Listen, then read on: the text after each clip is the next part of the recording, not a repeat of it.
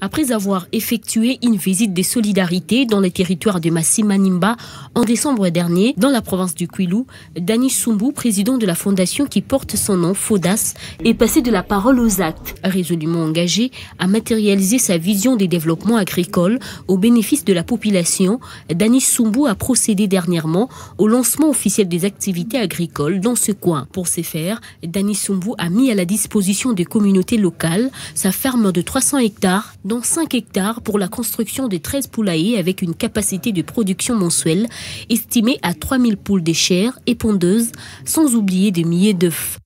Outre cette branche, la ferme abritera également une porcherie, l'élevage de chèvres, la production des tomates et légumes, une vaste plantation de 10 000 palmiers nains pour la production de l'huile de palme, ainsi qu'une bonne centaine d'étangs destinés à la pisciculture.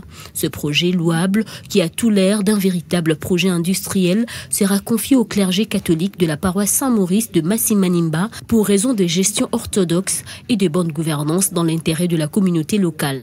Il a dit, il a fait. Dani Sumbu, l'homme aux actions concrètes, a tenu à la promesse faite à sa base de Massi-Manimba lors de sa dernière visite en décembre de l'année passée. En effet, résolument engagé à matérialiser sa vision de développement agricole au bénéfice de la population de sa contrée, le président de la FODAS est allé sur place le samedi 29 janvier 2022 pour procéder au lancement officiel des activités agricoles à Massi-Manimba, une façon d'inviter les compatriotes de ces coins à l'autoprise en charge. Pour ce faire, Dani Sumbu a mis à la disposition des communautés locales sa ferme de 300 hectares, dont 5 hectares pour la construction de 13 poulaillers, avec une capacité de production mensuelle estimée à 3000 poules de chair et pondeuses, sans oublier de milliers d'œufs. Outre cette branche, la ferme abritera également une porcherie, l'élevage des chèvres, la production de tomates et légumes, une vaste plantation de 10 000 palmiers nés pour la production de l'huile de palme,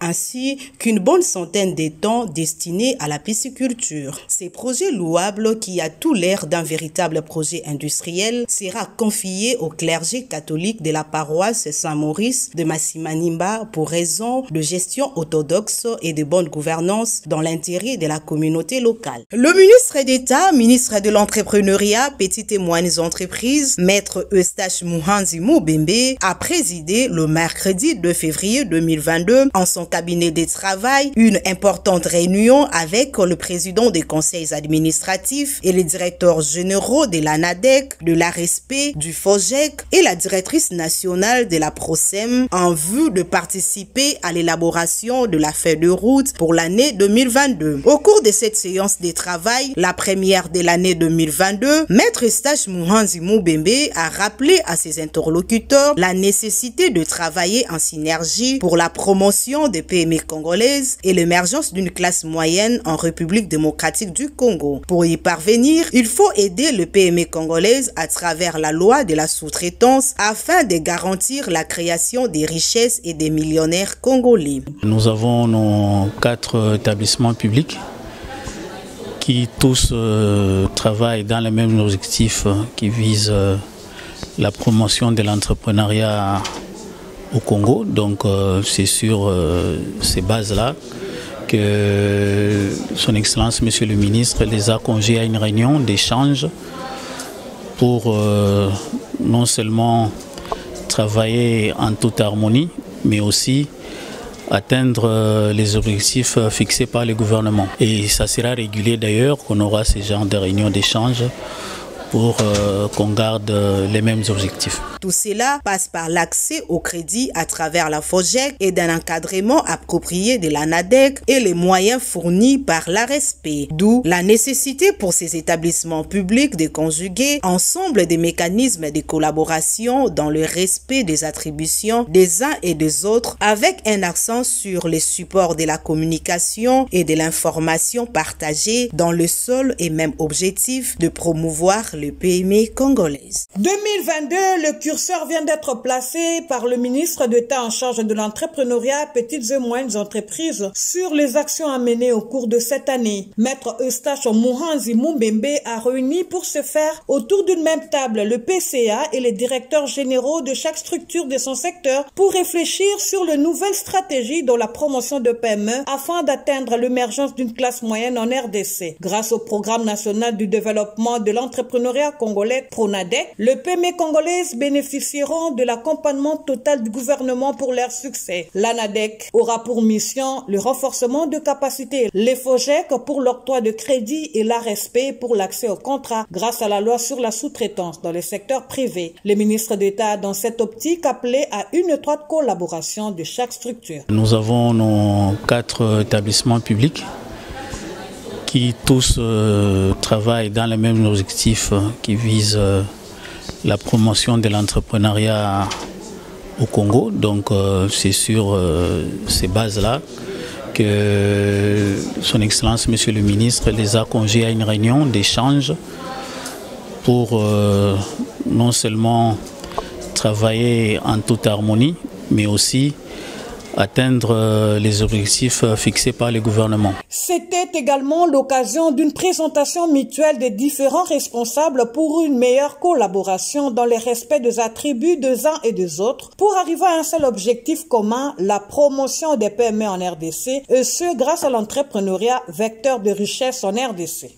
Après l'adoption du plan de travail budgété de l'année 2022 par le comité de pilotage du projet d'appui au développement de micro, petites et moyennes entreprises, l'heure est à son exécution. C'est ce qui a justifié cette réunion sous la direction du ministre d'État en charge de l'entrepreneuriat, petites et moyennes entreprises, Maître Eustache Muhanzi Mumbembe, avec la délégation de la Banque mondiale. Délégation conduite par Magueye Dia, chef de mission de la Banque mondiale, qu'accompagnait le coordonnateur du PADEM-PME, Alexis Mangala. Après la réussite de l'activité phare du PADEM-PME, le concours du plan d'affaires COPA l'année passée, le gouvernement de la République, à travers le ministère de l'Entrepreneuriat, a sollicité à la Banque mondiale l'extension du projet au bénéfice d'autres entrepreneurs porteurs de projets innovants à travers la République. Demande qui a reçu un avis favorable de la Banque mondiale avec un nouveau projet dénommé Transforme. Nous sommes venus rencontrer le ministre pour lancer la préparation d'un projet qui va faire suite à l'actuel projet d'appui au développement des petites et moyennes entreprises de PADEM-PME. C'est pour cela que le gouvernement avait souhaité, auprès de la Banque mondiale, que ces activités du PADEM-PME qui avaient été lancées juste sur un certain nombre de provinces puissent être étendues à d'autres provinces. C'est quelque chose qui rassure les jeunes, qui rassure les femmes aussi, dans leurs compétences, dans leur capacité d'ouvrir toutes les portes. Et pour une meilleure préparation de ce nouveau projet, un atelier sera organisé dans les jours à venir sous le haut patronage du ministre d'État, Maître Eustache Muhanzi, avec la participation des délégués de province à Kinshasa. CEGEP Trois-Rivières, cette institution post-secondaire de formation préuniversitaire et technique basée dans la ville de Québec au Canada, est venu solliciter un partenariat avec le ministère de l'Entrepreneuriat sur la formation professionnelle et le renforcement de capacités de jeunes porteurs de projets. La délégation, conduite par le directeur de projet, Feeling Peck, a échangé avec le directeur de cabinet adjoint du ministre d'État en charge de l'entrepreneuriat, Danis Sumbu, sur les pistes de collaboration dans les différents domaines de formation. Je suis ici à l'invitation de mes partenaires de la Ligue des municipalités du Congo pour explorer les pistes de collaboration dans le domaine de la formation professionnelle, du renforcement des capacités pour le développement de l'industrie et de la société congolaise. Notre stratégie, c'est de créer un environnement propice qui favorise le développement, le transfert de compétences avec des bâtiments équipés à la fine pointe de technologie. Et de deux, nous avons des programmes qui sont élaborés selon l'approche par compétences, qui touchent 3 volets, les connaissances, les savoir-faire et les savoir-être.